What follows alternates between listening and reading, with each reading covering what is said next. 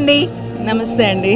Ever green heroine గా మీరు తీసుకుంటున్నారు అంటే మరపురాని కథానాయిక శోభన్ బాబు గారితో మీరు సినిమాలు చేశారు. మీకు ఎలా అనిపిస్తుంది? శోభన్ బాబు గారితో ఒకే ఒక పిక్చర్ చేశానండి, కానీ చాలా మంచి పిక్చర్ చేశాను, తోడు నీడ.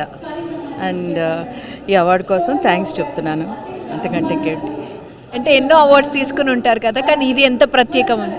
Of course this is very special. అంటే ఇప్పుడు రికగ్నైజ్ చేసి ఇప్పుడు ఈ అవార్డు రిసీవ్ చేసుకోవడం it's definitely special.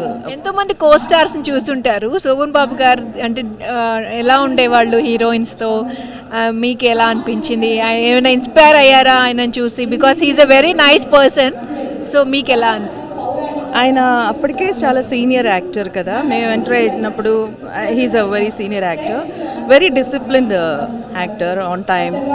And he uses to take care of all costumes కూడా.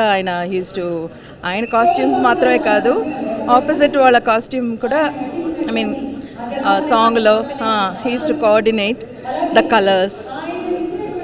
చాలా మంచివారు, చాలా వెరీ. ఇన్ని ఇయర్స్ తర్వాత ఆయన పేరు మీద మనం అవార్డ్ సెరమనీ చేసుకోవడం ఎలా అనిపిస్తుంది? It's really beautiful. ఇది ఇలాగే కంటిన్యూ అవ్వాలనిపిస్తుంది definitely. And I also should keep getting many awards. Thank you so much.